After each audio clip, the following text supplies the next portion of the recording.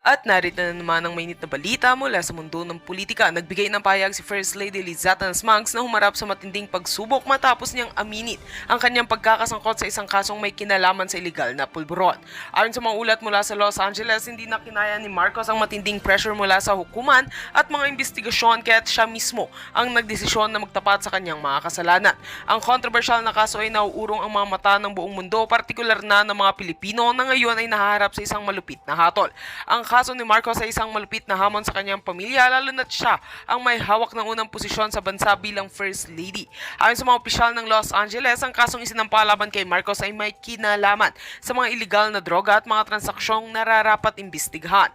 Dala ng malupit na pagkikisa ng korte, nagpa siya si Liza Smugs na aminin ang kanyang pagkakasala, bagay na magdudulot ng malupit na kahihinatnan. Ang resulta ng mga hearing sa testimonya sa Los Angeles ay hindi pabor sa First Lady. Sa ngayon, umaabot na sa pinakamataas na antas ng kasong kriminal at tinutukoy ng mga eksperto na ang tanging hatol na posibleng ipataw sa kanya ay ang bitay. Ayon sa mga legal na eksperto, mahirap nang maiwasan ang ganitong kaparusahan dahil sa mga kasong tulad nito na labis ang epekto sa lipunan at sa mga lumalabag sa batas. Ang pangyayaring ito ay nagdulot ng matinding kontrobersya sa Pilipinas at sa buong mundo. Marami ang nagtataka kung paano naging posible ang ganitong kalakaran at kung anong magiging epekto nito sa gobyernong Marcos. Ang pamilya Marcos ay hindi pa nagbigay ng komento hinggil sa mga pangyayaring ito, ngunit tiyak na magsisilbing isang mahalagang aral sa politika at batas ang kasong ito. Habang nagpapatuloy ang mga legal na proseso, ang mga mata ng publiko ay nakatutok sa magiging huling desisyon ng korte sa Los Angeles. At yan nga ang mga balitang ating pagkakatutukan, at kung bago ka pa lamang sa aking channel ay huwag kakalimutang mag-like, share and subscribe para updated ka sa aming mga bagong balita dito sa Tatak Pinas.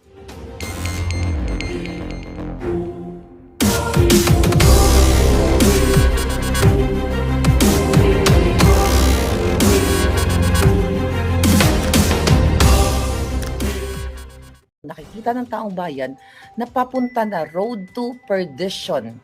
Okay? Na nga, itong gobyerno ni Bangag.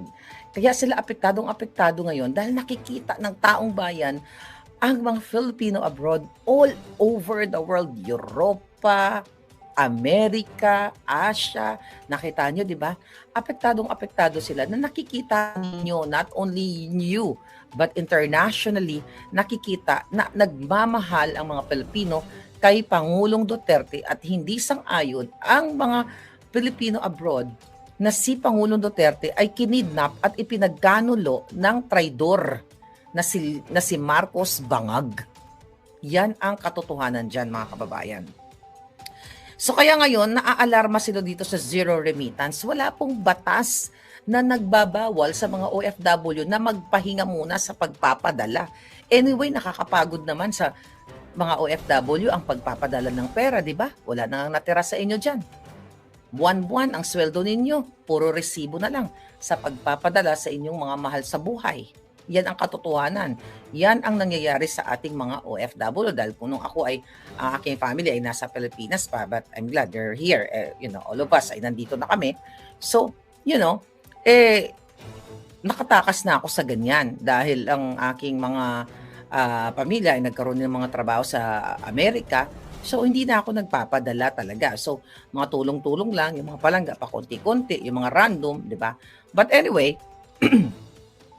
walang batas para pagbawalan o manawagan kami o magpahinga muna tayo. Hindi ba pwede magpahinga muna? Dahil nakakapagod na magpadala ng pera. Dahil ang mga OFW, linis dito, linis doon, duty here, duty there. Tapos yung pera nila ay napupunta lang doon sa kanilang mga kamag-anak at nawala nang naiiwan sa kanila. Kaya sila nga dito nagtipid-tipid ng mga noodles na lang, mga tuyo-tuyo. You know what I mean? Wala pong batas na nagbabawal sa OFW na pag nagpahinga sila o nag-show sila ng protest dahil sa ayaw nila sa ginagawa ng bangag sa pangingidnap, ibabawian mo ng pribilehiyo na iyon ay inakma sa kanila ng batas. Tapos bigla niyong iti-twist, babaguhin niyo. And this is very bangag. Kaya talagang dapat manindigan na kayong lahat. You have to speak up. Kaya nga galit na galit sila sa akin. Di ba? Kaya gusto nila akong, what? Ang sabi ni Santiago, na sanay gumurgor ng tao. Alam ko, sanay kang pumatay ng tao, Santiago. Okay? Huwag mo kong sinisindak-sindak. Lahat kayo mga buwaka ng genimes nyo. Huwag niyong sinisindak-sindak ang isang Maharlika. Alam kong gumugurgur ka. Di ba? Humahawak ka ng baril, gumugurgur ka ng tao. Kaya kung magsalubong tayo na may hawak ang baril, madali lang sa yung gumurgur ng tao. Ako, ni isang tao, lamok lang ang nagurgur ko. Kayo sa Bangag Administration, sanay kayong magpadala ng assassins sa akin at sa iba pa, sanay kayong kumitil ng buhay ng tao. Hindi na yan bago. Now, mga kababayan, so eto tatargetin kayong mga OFW. Pero wag po kayo matakot dito. Hindi ito, pag ginawa nila ito ng Kongreso, which is, obviously, ginagawa naman nila talaga ang panggigipit, then, sabi natin lahat, yung power nila ay hindi naman yan galing sa kanila. Galing yan sa inyo. That's why kung nakikita nyo na sobra na, sinisikil na, which yun nangyayari ngayon, you have to speak up. Kailangan nyo manditigan. Huwag kayong matakot sa sinasabi nila na tatanggalin ang pribilehiyo ninyo. Dahil pag natakot kayo, panalo na naman ang mga julul. Huwag kayong magpadala. Ipitin nyo muna March 28 to April 4. Kung pwede nga, 1 month. Kung ako nga lang, 1 year para, makapagpahinga naman kayo at magkaroon kayo ng savings. Sabihin nyo lang dun sa mga pamilya nyo sa Pilipinas, magbanat na muna kayo ng buto o pumila na muna kayo dun sa mga ayuda nila. Total, may mga ayuda naman ang mga bangag para bilhin, bilhin ang pagkatao ng mga Pilipino. Di kunyari, tanggapin nyo lang yung pera, pero wag nyo iboto yung kanilang mga kandidato sa Mayo 12. Total, ang sabi ni Bangag, maalwan ang Pilipinas, bakit pa nga pala kami magpapadala dyan sa Pilipinas, ang mga OFW? Bakit kailangan magpadala ang OFW kung maalwan ang buhay sa Pilipinas? Di you provide. The government will provide. Bakit ang mga OFW magpo-provide? Risgo ng gobyerno ang mga tao dyan sa Pilipinas para bigyan ng livelihood program. Bakit umaasa kami kayo sa amin na nasa abroad? Di, para magbidabidahan. Ang Bangag na administrasyon, dapat ganito ang sagot niyan. Huwag kayong mag-alala, mga pamilya ng OFW. Ang Pangulong Bangag ay bibigyan kayo ng livelihood program. Dito sa lugar na ito, QC, Bicol, or whatever, dito ay mayroong mga opportunities na pwede kayong magtrabaho para hindi na kayo umasa sa inyong mga kamag-anak sa abroad para matuto kayong banat ng boto. O di matuwa sa inyo, baka magkaroon ng reversing na okay pala ang gobyerno. Anong kinatatakot nyo? Ibig sabihin, takot sila na makita ng mga bangko, mismo ng government na, imagine mo kung tumatanggap, I don't know, let's say for example, 1 billion, example lang naman, let's say for example, 1 billion a day ang tinatanggap ng gobyerno ng Pilipinas from OFW o from Filipino abroad. Imagine mo, 28, 29, 30, 1, 2, 3, 4, 7 billion. Example lang naman to ha. Hindi ko sinabing factual yan. 7 billion for 1 week ang hindi matanggap ng gobyerno, ramdam nila yan. Ibig sabihin, so powerful our voice. Yun mga palangga. Yun mga kababayan. Kaya sila takot na takot. Yes, Jetro, salud po sa inyo, minamahal kong OFW. Basahin na rin si Jetro. Maganda yung message. I support zero remittance. Ang totoo niyan, natataranta ang mga kawatan sa zero remittance dyan. Kasi sila sumasahod. Tama ka, sir. Jetro. Ken, thank you very much. Karen, thank you. Okay, si Maya. Mia, Pochi. Libre man ang travel tax. Mga pinapadala naman para pera sa Pilipinas. Hindi nagkakasya dahil sa mahal ng bilihin plus minus. Minus pa nga kasi nadagdagan ang padala. True. Sabi ni Arlene Sarmiento, wow, thank you Palangga. Ano po email ni Palangga? Sinend sa info. Yung email ko. Okay. I think it's there. Ayan o. Maharlika. Ayan, network@protonmail.com. Okay, mga kababayan. So, tarantang-taranta na sila ngayon. Natatakot sila dito sa impact. Go Zero Remittance. Ayan. Sabi niyan yan, Go Zero Remittance. Alright. Fully support po ako sa zero remittance. Okay. Natataranta sila kasi grabe ang magiging impact nito. Maliban pa sa worldwide protest, tapos worldwide zero remittance, mararamdaman nila ang hagupit ng taong bayan. Iparamdam natin. Okay? Not only that, even ang loto. Kapopost ko lang sa Boljakan natin, mga kababayan, sa ating Boljakan post, Facebook. Ano ang sabi ko dito? Alright? Ang sabi ko sa inyo ay, okay ba? Okay. Ano sabi dito? Okay. Oh, ito si Satanas. Oh, nawala. Akala ko nawala na si Satanas. Sabi ko dito, boycott PCSO Lotto. Panagutin ang polboronic na gobyerno. Isabay nyo to. I don't know kung how frequent no ang tayaan sa Lotto sa Pilipinas. March 28 to April 4. Huwag na kayo tumaya forever. Kasi wala, di ba kayo mananalo dun sa Lotto? Dahil si Lisa Tanas lang, di ba? At si Milyonaryo, di ba? Mismo dun sa greetings na, paparinig natin ulit ito. Wanted to wish you a happy 60. Hi, Mel! Or should I say Milyonaryo? Just wanted to wish you a happy 60th birthday. Ako, senior citizen ka na, ha? Dapat magpapayat ka na to be as sexy as Shay. We love you, Mel. I wish you all the best today and for the next 60th year. Big hug. Happy birthday. Thank you for everything you've done for me, my family, for my husband. Sama-sama tayo babago muli para maging milyonaryo. Oh, nakita nyo? Last year yan. Sama-sama tayong babangon muli para maging milyonaryo. Yan ang bati ni Lisa Tanas at totoo nga, nasama-sama sila naging milyonaryo. Hi, Mel! Or should I say milyonaryo? Habang kayo ay nagugutom. Kaya sabi ko kanina, nananawagan kami sa lahat ng Pilipino na itigil ang pagtaya sa PCSO Lotto hanggang hindi nila naipaliwanag ang imposibleng 433 winners or jackpot winners noong 2022. At panagutin ang lahat ng anomalya ni Langka Robles at ni Lisa Tanas na nagsama-samang naging milyonaryo. Saan galing mismo ang sama-samang maging milyonaryo? Sa bunganga ni formalin-inspired Lisa Tanas. Sabi ko pa nga, magsama-sama tayo, walang tataya sa Lotto hanggang walang linaw at katarungan at pananagutan. Hindi tayo papayag na lokohin. I-boycott ang PCSO ngayon. Dahil hindi naman napupunta sa tama ang inyong mga taya. Di ba? Nagsama-sama silang naging milyonaryo. Kasabay ng zero remittance, isabay nyo na rin yan mga kababayan. At sa Lotto, forever wag kayong tumaya hanggat hindi napapanagot ang mga demonyo dyan sa PCSO at si Lisa Tanas.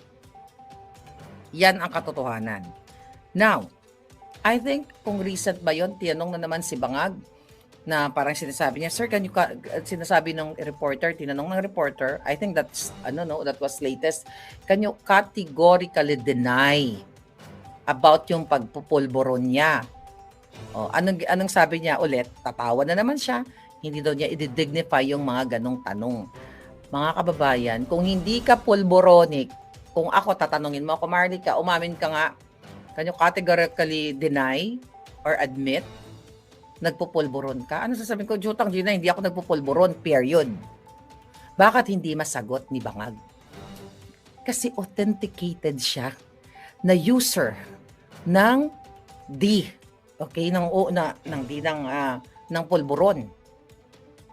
Dahil pag niran mo ang sistema ni Bangag, makita mo naman ang manifestation sa ngiwi niya, addictus talaga. Ulit-ulitin ko, dala-dala ko ang authentication ng forensic expert from California na si Marcos Jr.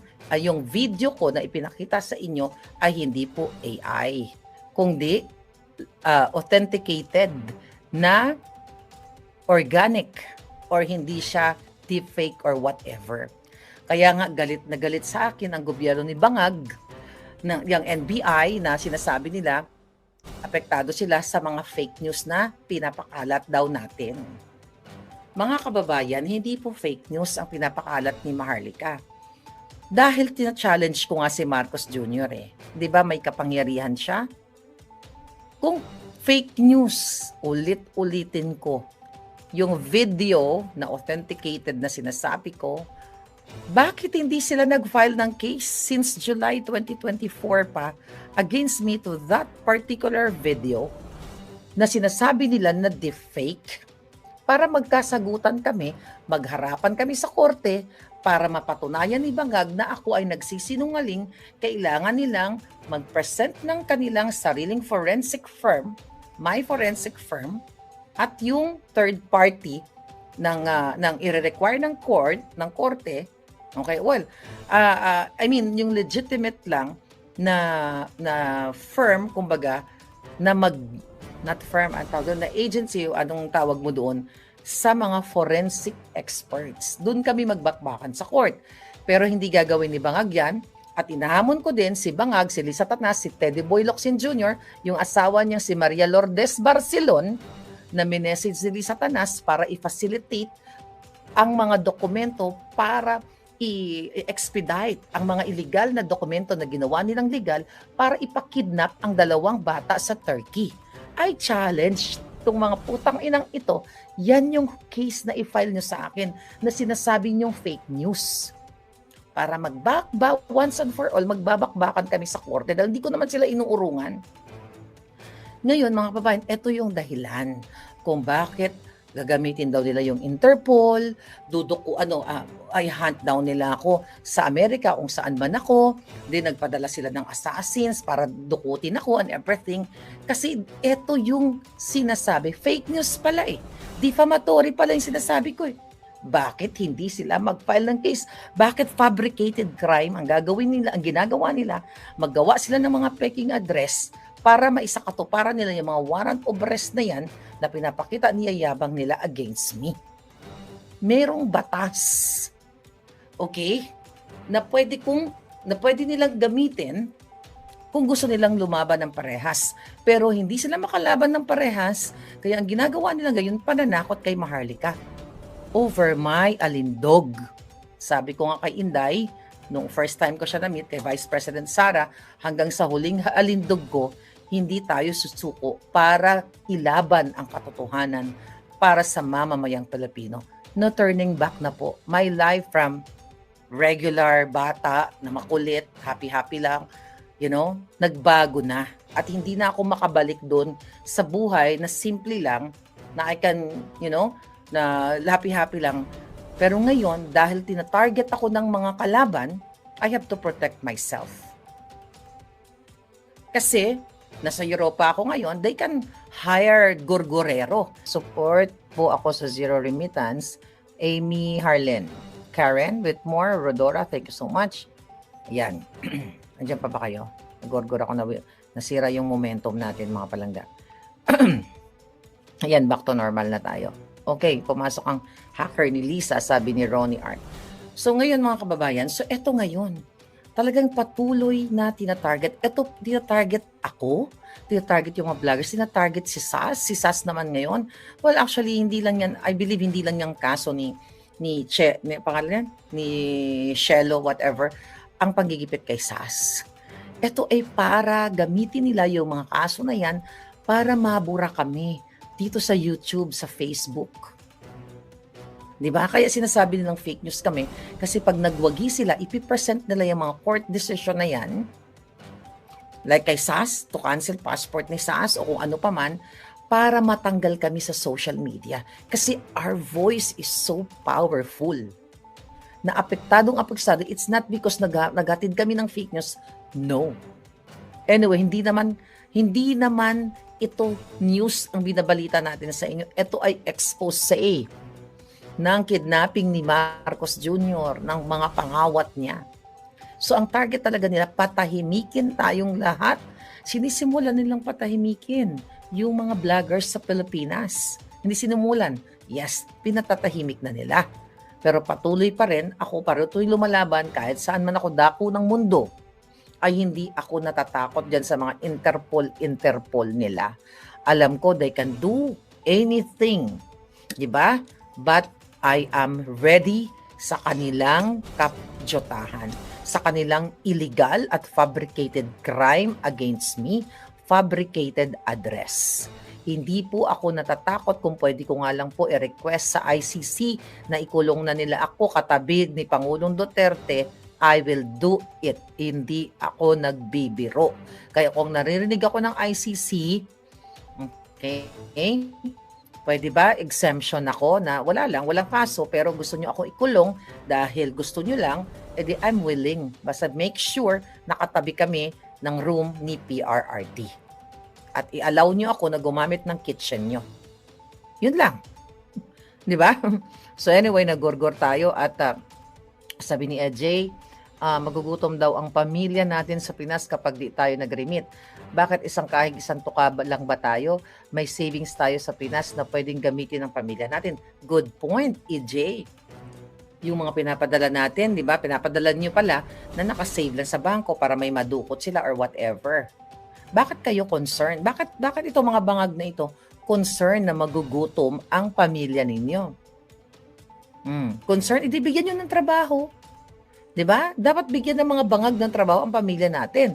Arlene Sarmiento, thank you palangga. Pangkape, pakasilo po yung email ko, madam. Mainit-init pa po na news yung nakakalungkot. Patungkol saan yun palangga? Ano nangyari?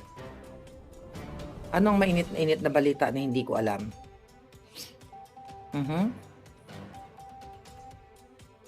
Ano? Trending police?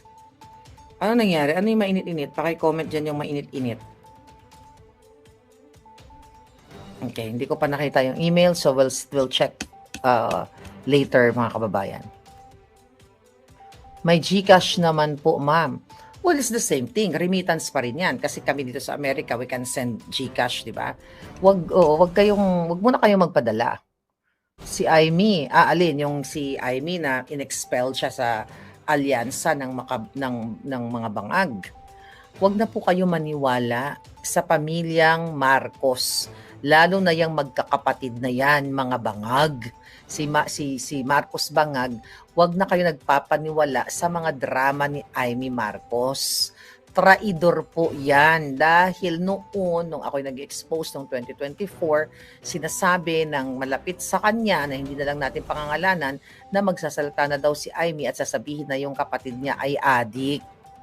Pero umasa ako, di ba I told you? Kaya nga hindi ko pa siya binuboljak-boljak noon. Umasa ako na akala ko manindigan si Aimee sa ngalan ng taong bayan na sasabihin niya, oo, bata pa kami, nakikita ko na yung kapatid ko na bangag talaga siya sa ipinagbabawal na gamot at hindi siya competent at wala siya sa tamang kaisipan na pamunuan ang Pilipinas. Pero dahil traidor yan, never ever po kayong magpapaniwala dyan kahit ano pa ang sasabihin niya dyan sa Senado na mga hearing-hearing, yun ay kadyutahan lamang. Dahil kung totoong nagmamahal si Aimee Marcos sa bayan, siya ang pinaka number 1 na testigo na makakapagsabi, bangag, ading, umalis ka na sa pwesto mo dahil wala ka sa tamang kaisipan. Dahil patuloy kang humingiwi at sinisira mo ang taong bayan. Patuloy yung tinatakot, sinisindak ang mga commenters, mga vloggers, mga Pilipino para pagtakpan ang pagnanakaw dyan sa national budget. Na yan ngayon, di ba, pinagtatakpan nila, pero paulit-ulit natin na nilansi nila ang taong bayan, yung PhilHealth, di ba, national budget, flood control, kaya nga tinatarget ang PRRD, kaya tinatarget ang mga Duterte at tayong lahat na Pilipinong anti-bangag critics para pagtakpan ang kanilang pagnanakaw, kidnapping, smuggling.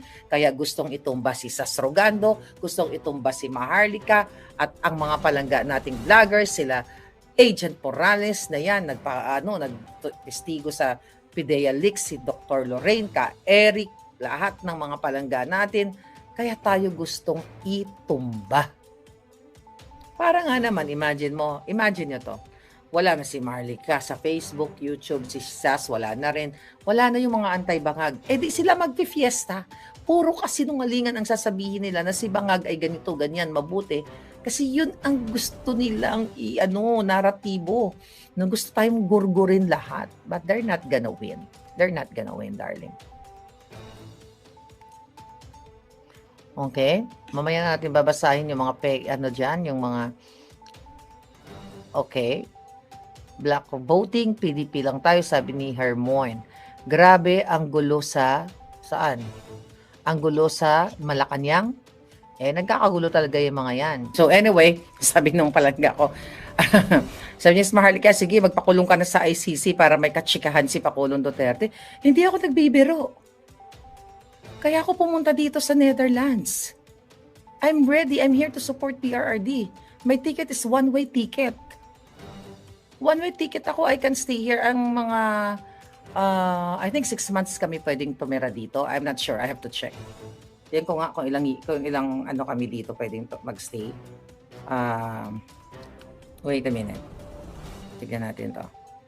Ilang months ako dito pwede magstay. Google natin. Ay, hindi pala 6 months. 90 days lang pala. So 90 days, okay? Within 108, okay. US citizens can stay in the Netherlands for up to 90 days within a 180-day period without a visa for tourism, business, or family. So, di ko 180 days, so ilang days lang ba ako dito? Nasa 4 days pa lang ako dito. Di ko ilang days lang ako pwede magstay. I will, para matanungin ko si PRRD saan niya namana yung kanyang sense of humor. Di ba? So, yun yung mga gusto ko. Hindi ako nagbibiro palangga. Arlene, thank you very much. Ayan. Gerlan family, thank you so much palangga. Okay.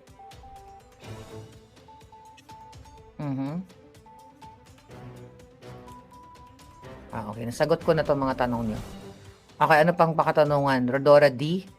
Alright. Ano pa yung mga katanungan? George Sapino, thank you.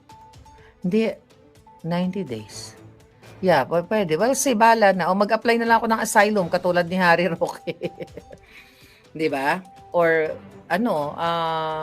maybe we can put up business. Why not? Baka pwede tayo magtayo dito ng Filipino, karinderya, di ba? We can get a business visa. You don't know. Maraming possibility na pwedeng gawin dito. But I'm open. Alright?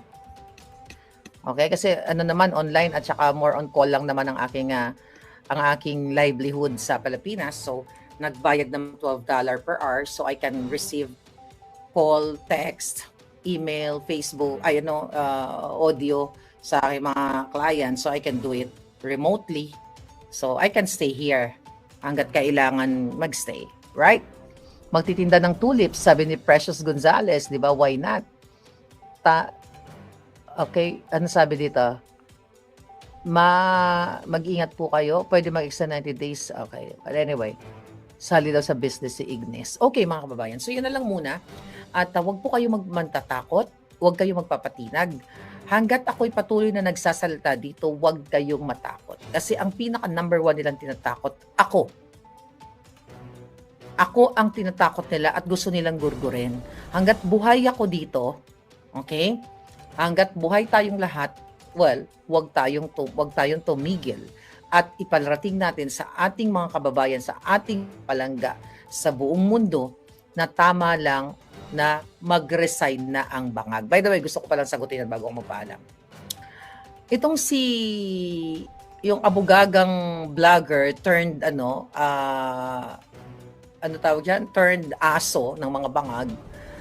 Parang tinanong siya na about yung comment niya na kung ano daw ang masasabi niya na pinapanawagan ng mga tao dito sa The Hague, narinig ko yun na resign Bangag Jr. Sabi niya, sino makikinabang? Bakit? Sino makikinabang? O bakit daw mag-resign ng Pangulong si Bangag Marcos? Bakit daw mag-resign? Parang ano yung grounds? Gaga ka? Hindi mo ba nakikita na ang amo mo adik? Ang amo mo kidnapper? Ang amo mo smuggler? Ang amo mo singhoter?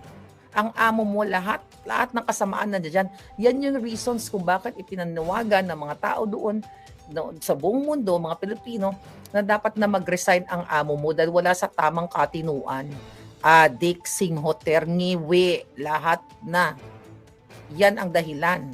Yan yung grounds na wala siyang tamang katinuan sa panggigipit niya sa amin, sa mga kritiko na tinatakot-takot na mag-issue ng Interpol notice. Hindi naman aresto yan o mag-fabricate ng crime. So ngayon, dahil nakikita ng taong bayan ang mga Filipino abroad all over the world, Europa, Amerika, Asia, nakita nyo, di ba? Apektadong-apektado sila na nakikita ninyo, not only you, but internationally, nakikita na nagmamahal ang mga Pilipino kay Pangulong Duterte at hindi sang-ayon ang mga Pilipino abroad na si Pangulong Duterte ay kinidnap at ipinagkanulo ng traidor na si Marcos Bangag. Yan ang katotohanan dyan, mga kababayan. So kaya ngayon, naaalarma sila dito sa zero remittance. Wala pong batas na nagbabawal sa mga OFW na magpahinga muna sa pagpapadala. Anyway, nakakapagod naman sa mga OFW ang pagpapadala ng pera, di ba? Wala nang natira sa inyo dyan. Buwan-buwan ang sweldo ninyo, puro resibo na lang sa pagpapadala sa inyong mga mahal sa buhay. Yan ang katotohanan. Yan ang nangyayari sa ating mga OFW dahil kung nung ako ay ang aking family ay nasa Pilipinas pa, but I'm glad they're here. All of us ay nandito na kami. So, nakatakas na ako sa ganyan dahil ang aking mga pamilya ay nagkaroon ng mga trabaho sa Amerika. So, hindi na ako nagpapadala talaga. So, mga tulong-tulong lang, yung mga palangga, pa konti-konti, yung mga random, di ba? But anyway, walang batas para pagbawalan o manawagan kami o magpahinga muna tayo. Hindi ba pwede magpahinga muna? Dahil nakakapagod na magpadala ng pera. Dahil ang mga OFW, linis dito, linis doon, duty here, duty there. Tapos yung pera nila ay napupunta lang doon sa kanilang mga kamag-anak at nawala nang naiiwan sa kanila. Kaya sila nga dito nagtipid-tipid ng mga noodles na lang, mga tuyo-tuyo. You know what I mean? Wala pong batas na nagbabawal sa OFW na pag nagpahinga sila o nag-show sila ng protest dahil sa ayaw nila sa ginagawa ng bangag sa pangingidnap, ibabawian mo ng pribilehiyo na iyon ay inakma sa kanila ng batas. Tapos bigla niyong iti-twist, babaguhin nyo. And this is very bangag. Kaya talagang dapat manindigan na kayong lahat. You have to speak up. Kaya nga galit na galit sila sa akin eh. Di ba? Kaya gusto nila akong, what? Ang sabi ni Santiago, na sanay gumurgur ng tao. Alam ko, sanay kang pumatay ng tao, Santiago. Okay? Huwag mo kong sinisindak-sindak. Lahat kayo mga buwaka ng genimes nyo, huwag nyong sinisindak-sindak ang isang Maharlika. Alam kong gumugurgur ka. Di ba? Humahawak ka ng baril, gumugurgur ka ng tao. Kaya kung magsalubong tayo, na may hawak ang baril, madali lang sa yung gumurgur ng tao. Ako, ni isang tao, lamok lang ang nagurgur ko. Kayo, sa Bangag Administration, sanay kayong magpadala ng assassins sa akin at sa iba pa, sanay kayong kumitil ng buhay ng tao. Hindi na yan bago. Now, mga kababayan, so eto tatargetin kayong mga OFW. Pero wag po kayo matakot dito. Hindi ito, pag ginawa nila ito ng Kongreso, which is, obviously, ginagawa naman nila talaga ang panggigipit, then, sabi natin lahat, yung power nila ay hindi naman yan galing sa kanila, galing yan sa inyo. That's why kung nakikita nyo na sobra na, sinisikil na, which yun ang nangyayari ngayon, you have to speak up. Kailangan nyo manditigan. Huwag kayong matakot sa sinasabi nila na tatanggalin ang pribilehiyo ninyo. Dahil pag natakot kayo, panalo na naman ang mga julul. Huwag kayong magpadala. Ipitin nyo muna March 28 to April 4. Kung pwede nga, 1 month. Kung ako nga lang, 1 year para, makapagpahinga naman kayo at magkaroon kayo ng savings. Sabihin nyo lang dun sa mga pamilya nyo sa Pilipinas, magbanat na muna kayo ng buto o pumila na muna kayo dun sa mga ayuda nila. Total, may mga ayuda naman ang mga bangag para bilhin, bilhin ang pagkatao ng mga Pilipino. Di kunyari, tanggapin nyo lang yung pera, pero wag nyo iboto yung kanilang mga kandidato sa Mayo 12. Total, ang sabi ni Bangag, maalwan ang Pilipinas. Bakit pa nga pala kami magpapadala dyan sa Pilipinas, ang mga OFW? Bakit kailangan magpadala ang OFW kung maalwan ang buhay sa Pilipinas? You provide. The government will provide. Bakit ang mga OFW magpo-provide? Risgo ng gobyerno ang mga tao dyan sa Pilipinas para bigyan ng livelihood program. Bakit umaasa kami kayo sa amin na nasa abroad? Para magbidabidahan. Ang Bangag na administrasyon, dapat ganito ang sagot niyan. Huwag kayong mag-alala, mga pamilya ng OFW. Ang Pangulong Bangag ay bibigyan kayo ng livelihood program. Dito sa lugar na ito, QC, Bicol, or whatever, dito ay mayroong mga opportunities na pwede kayong magtrabaho para hindi na kayo umasa sa inyong mga kamag-anak sa abroad para matuto kayong magbanat ng boto. O di ba, di matuwa sa inyo, baka magkaroon ng reversing na ay, okay pala ang gobyerno. Anong kinatatakot nyo? Ibig sabihin, takot sila na makita ng mga bangko, nakapis mo ng government na, imagine mo kung tumatanggap, I don't know, let's say for example, 1 billion, example lang naman, let's say for example, 1 billion a day ang tinatanggap ng gobyerno ng Pilipinas from OFW o from Filipino abroad. Imagine mo, 28, 29, 30, 1, 2, 3, 4, 7 billion.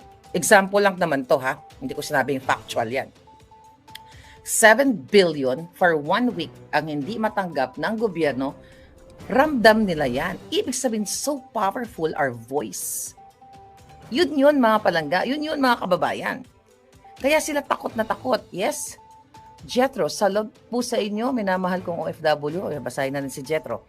Maganda yung message. I support zero remittance. Ang totoo niyan, natataranta ang mga kawatan sa zero remittance dyan. Kasi sila sumasahod. Tama ka, sir. Jetro. Ken, thank you very much. Karen, thank you. Okay, si Maya. Mia, Pochi. Libre man ang travel tax, mga pinapadala naman para sa pera sa Pilipinas, hindi nagkakasya dahil sa mahal ng bilihin plus minus pa nga kasi nadagdagan ang padala. True. Sabi ni Arlene Sarmiento, wow, thank you Palangga. Ano po email ni Palangga? Sinend sa info. Yung email ko. Okay. I think it's there. Ayan o. Maharlika, ayan, network@protonmail.com. Okay, mga kababayan. So, tarantang-taranta na sila ngayon. Natatakot sila dito sa impact. Ay, wait. Go Zero Remittance. Ayan. Sabi niyan yan. Go Zero Remittance. Alright. Fully support po ako sa Zero Remittance. Okay. Natataranta sila kasi grabe ang magiging impact nito. Maliban pa sa worldwide protest, tapos worldwide zero remittance, mararamdaman nila ang hagupit ng taong bayan. Iparamdam natin. Okay? Not only that, even ang loto. Kapopost ko lang sa Boljakan natin, mga kababayan, sa ating Boljakan post, Facebook. Ano ang sabi ko dito? Alright? Ang sabi ko sa inyo ay, okay ba? Okay. Ano sabi dito? Okay. Oh, ito si Satanas. Nawala. Akala ko nawala na si Satanas. Sabi ko dito, boycott PCSO Lotto. Panagutin ang polboronic na gobyerno. Isabay nyo to. I don't know kung how frequent ang tayaan sa Lotto sa Pilipinas. March 28 to April 4. Huwag na kayo tumaya forever. Kasi wala, di ba kayo mananalo dun sa Lotto? Dahil si Lisa Tanas lang, di ba? At si Millionario, di ba? Mismo dun sa greetings na, pabarinig natin ulit ito. Wanted to wish you a happy 60. Hi, Mel! Or should I say Millionario? Just wanted to wish you a happy 60th birthday. Ako, senior citizen ka na, ha? Dapat magpapayat ka na to be as sexy as Shay. We love you, Mel. I wish you all the best today and for the next 60th year. Big hug. Happy birthday. Thank you for everything you've done for me, my family, for my husband. Sama-sama tayo babago muli para maging milyonaryo. Nakita nyo? Last year yan. Sama-sama tayong babangon muli para maging milyonaryo. Yan ang bati ni Lisa Tanas at totoo nga, nasama-sama sila naging milyonaryo. Hi, Mel!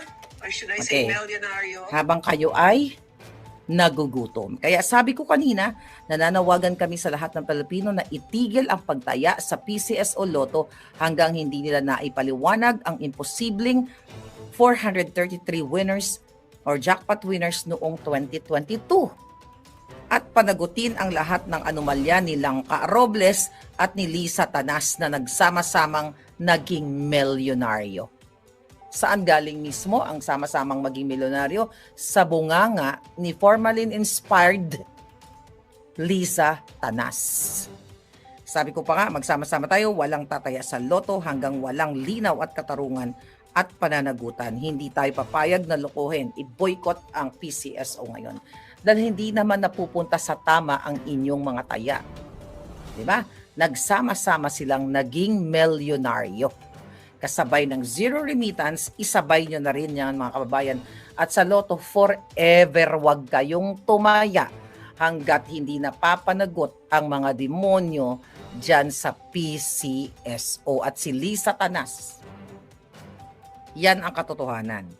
Now, I think kung recent ba yun, tinanong na naman si Bangag na parang sinasabi niya, sir, sinasabi ng reporter, tinanong ng reporter, I think that's, that was latest, can you categorically deny about yung pagpupulboron niya? O, anong sabi niya ulit? Tatawa na naman siya, hindi daw niya i-dignify yung mga ganong tanong. Mga kababayan, kung hindi ka pulboronic, kung ako tatanungin mo ako, Marlica, umamin ka nga, can you categorically deny or admit nagpupulburon ka? Ano sasabihin ko? Jutang Gina, hindi ako nagpupulburon, period. Bakit hindi masagot ni Bangag? Kasi authenticated siya na user ng D. Okay? Ng pulburon. Dahil pag niran mo ang sistema ni Bangag, makita mo naman ang manifestation sa ngiwi niya, addictus talaga. Ulit-ulitin ko, dala-dala ko ang authentication ng forensic expert from California na si Marcos Jr. ay yung video ko na ipinakita sa inyo ay hindi po AI, kundi authenticated na organic or hindi siya deepfake or whatever. Kaya nga galit na galit sa akin ang gobyerno ni Bangag, yung NBI na sinasabi nila apektado sila sa mga fake news na pinapakalat daw natin. Mga kababayan, hindi po fake news ang pinapakalat ni Maharlika. Dahil tina-challenge ko nga si Marcos Jr. Di ba may kapangyarihan siya? Kung fake news, ulit-ulitin ko, yung video na authenticated na sinasabi ko, bakit hindi sila nag-file ng case since July 2024 pa against me to that particular video na sinasabi nila na deepfake? Para magkasagutan kami, magharapan kami sa korte para mapatunayan ni Bangag na ako ay nagsisinungaling, kailangan nilang mag-present ng kanilang sariling forensic firm, my forensic firm, at yung third party ng i-require ng korte. Okay, well, yung legitimate lang na firm, kumbaga, na not firm, ang tawag doon, na agency, anong tawag mo doon, sa mga forensic experts. Doon kami magbakbakan sa court. Pero hindi gagawin ni Bangag yan. At inahamon ko din si Bangag, si Liza Tanas, si Teddy Boy Locsin Jr., yung asawa niyang si Maria Lourdes Barcelon, na minessage si Liza Tanas para i-facilitate ang mga dokumento para i-expedite ang mga illegal na dokumento na ginawa nilang legal para ipakidnap ang dalawang bata sa Turkey. I challenge itong mga putang inang ito, yan yung case na i-file nyo sa akin na sinasabi nyong fake news. Para once and for all, magbabakbakan kami sa korte dahil hindi ko naman sila inuurungan. Ngayon, mga babae, ito yung dahilan kung bakit gagamitin daw nila yung Interpol, ay hunt down nila ako sa Amerika kung saan man ako. Then nagpadala sila ng assassins para dukutin ako and everything. Kasi ito yung sinasabi. Fake news pala Defamatory pala yung sinasabi ko Bakit hindi sila mag-file ng case? Bakit fabricated crime ang ginagawa nila? Maggawa sila ng mga peking address para maisakatuparan nila yung mga warrant of arrest na yan na pinapakita niyayabang nila against me. Merong batas. Okay? Na pwede nilang gamitin kung gusto nilang lumaban ng parehas. Pero hindi sila makalaban ng parehas, kaya ang ginagawa nila ngayon, pananakot kay Maharlika over my alindog. Sabi ko nga kay Inday, nung first time ko siya na-meet kay Vice President Sara, hanggang sa huling alindog ko, hindi tayo susuko para ilaban ang katotohanan para sa mamamayang Pilipino. no turning back na po. My life from regular bata na makulit, happy-happy lang, nagbago na. At hindi na ako makabalik doon sa buhay na simple lang, na I can, na happy-happy lang. Pero ngayon, dahil tinatarget ako ng mga kalaban, I have to protect myself. Kasi, nasa Europa ako ngayon, they can hire gurgurero. Support po ako sa Zero Remittance, Amy Harlen. Karen Whitmore, Rodora, thank you so much. Ayan. Nandiyan pa ba kayo? Nagorgor ako na nasira yung momentum natin, mga palangga. Ayan, back to normal na tayo. Okay, pumasok ang hacker ni Lisa, sabi ni Ronnie Art. So ngayon mga kababayan, so eto ngayon, talagang patuloy na tinatarget. Eto, tinatarget ako, tinatarget yung mga vloggers, tinatarget si Sas. Si Sas naman ngayon, well actually hindi lang yan, I believe hindi lang yung kaso ni pangalan yan, ni Shelo, whatever, ang panggigipit kay Sas. Ito ay para gamitin nila yung mga kaso na yan para mabura kami dito sa YouTube, sa Facebook. Di ba? Kaya sinasabi nilang fake news kami kasi pag nagwagi sila, ipipresent nila yung mga court decision na yan, like kay Sas, to cancel passport ni Sas o kung ano pa man, para matanggal kami sa social media. Kasi our voice is so powerful.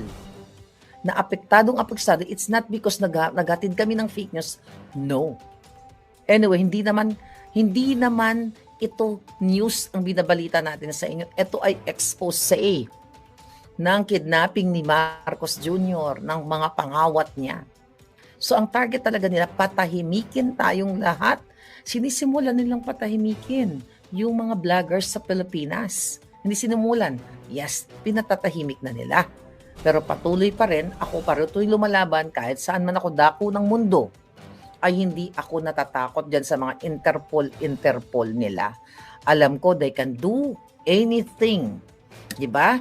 But I am ready sa kanilang kapjotahan, sa kanilang illegal at fabricated crime against me, fabricated address. Hindi po ako natatakot kung pwede ko nga lang po i-request sa ICC na ikulong na nila ako katabi ni Pangulong Duterte, I will do it. Hindi ako nagbibiro. Kaya kung naririnig ako ng ICC, okay, pwede ba exemption ako na walang kaso pero gusto nyo ako ikulong dahil gusto nyo lang, edi I'm willing. Basta make sure nakatabi kami ng room ni PRRD. At i-allow nyo ako na gumamit ng kitchen nyo. Yun lang. Di ba? So anyway, nagorgor tayo at sabi ni EJ, magugutom daw ang pamilya natin sa Pinas kapag di tayo nag-remit. Bakit kahit isang tuka lang ba tayo? May savings tayo sa Pinas na pwedeng gamitin ng pamilya natin. Good point, EJ.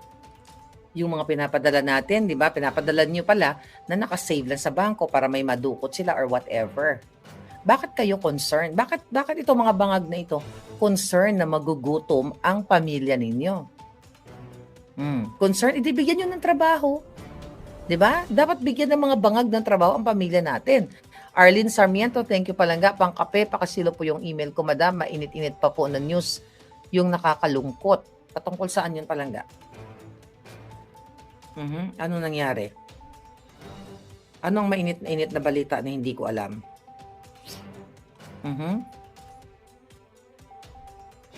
Ano? Trending police? Ano nangyari? Ano yung mainit-init? Paki-comment dyan yung mainit-init. Okay, hindi ko pa nakita yung email, so we'll check later mga kababayan. May GCash naman po, ma'am. Well, it's the same thing. Remittance pa rin yan. Kasi kami dito sa Amerika, we can send GCash, di ba? Wag muna kayong magpadala. Si Aimee, yung si Aimee na inexpel siya sa alyansa ng mga bangag. Wag na po kayo maniwala sa pamilyang Marcos. Lalo na yung magkakapatid na yan, mga bangag.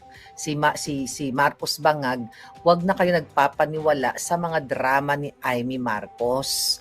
Traidor po yan dahil nung ako'y nag-expose noong 2024, sinasabi ng malapit sa kanya na hindi na lang natin pangangalanan na magsasalita na daw si Aimee at sasabihin na yung kapatid niya ay adik. Pero umasa ako, di ba I told you? Kaya nga hindi ko pa siya binuboljak-boljak noon. Umasa ako na akala ko manindigan si Amy sa ngalan ng taong bayan na sasabihin niya, oo, bata pa kami, nakikita ko na yung kapatid ko na bangag talaga siya sa ipinagbabawal na gamot at hindi siya competent at wala siya sa tamang kaisipan na pamunuan ang Pilipinas. Pero dahil traidor yan, never ever po kayong magpapaniwala dyan kahit ano pa ang sasabihin niya dyan sa Senado na mga hearing-hearing, yun ay kadyutahan lamang. Dahil kung totoong nagmamahal si Amy Marcos sa bayan, siya ang pinaka number 1 na testigo na makakapagsabi, bangag, ading, umalis ka na sa pwesto mo dahil wala ka sa tamang kaisipan. Dahil patuloy kang ngumingiwi at sinisira mo ang taong bayan. Patuloy yung tinatakot, sinisindak ang mga commenters, mga vloggers, mga Pilipino para pagtakpan ang pagnanakaw dyan sa national budget. Na yan ngayon, di ba, pinagtatakpan nila, pero paulit-ulit natin na nilansi nila ang taong bayan, yung PhilHealth, di ba, national budget, flood control, kaya nga tinatarget ang PRRD, kaya tinatarget ang mga Duterte at tayong lahat na Pilipinong anti-bangag critics para pagtakpan ang kanilang pagnanakaw, kidnapping, smuggling. Kaya gustong itumba si Sasrogando, gustong itumba si Maharlika at ang mga palangga nating vloggers, sila Agent Morales na yan, nagtestigo sa PIDEA Leaks, si Dr. Lorraine, ka Eric, lahat ng mga palangga natin, kaya tayo gustong itumba. Para nga naman, imagine nyo to, wala na si Marlica sa Facebook, YouTube, si Sas, wala na rin. Wala na yung mga anti-bangag. Di sila magpifiesta. Puro kasinungalingan ang sasabihin nila na si bangag ay ganito, ganyan, mabuti. Kasi yun ang gusto nilang naratibo. Na gusto tayong gurgurin lahat. But they're not gonna win. They're not gonna win, darling. Okay? Mamaya natin babasahin yung mga dyan, yung mga okay. Black voting, PDP lang tayo, sabi ni Hermoine. Grabe ang gulo saan? Ang gulo sa Malacanang? Nagkakagulo talaga yung mga yan. So anyway, sabi nung palangga ko, sabi niya, Maharlika, sige, magpakulong ka na sa ICC para may katsikahan si Pakulong Duterte. Hindi ako nagbibiro. Kaya ako pumunta dito sa Netherlands. I'm ready. I'm here to support PRRD. My ticket is one-way ticket. One-way ticket ako. I can stay here ang mga, I think 6 months kami pwedeng tumira dito. I'm not sure. I have to check. Yan ko nga kung ilang kami dito pwedeng magstay. Wait a minute. Tignan natin to. Ilang months ako dito pwede magstay. Google natin. Ay, hindi pala 6 months. 90 days lang pala. So, 90 days, okay? Within 108, okay. US citizens can stay in the Netherlands for up to 90 days within a 180-day period without a visa for tourism, business, or family. So, di ko 180 days, so ilang days lang ba ako dito? Nasa 4 days pa lang ako dito. Di ko ilang days lang ako pwede magstay. I will, para matanungin ko si PRRD saan niya namana yung kanyang sense of humor. Di ba? So, yun yung mga gusto ko. Hindi ako nagbibiro palangga. Arlene, thank you very much. Ayan. Gerlan family, thank you so much palangga. Okay.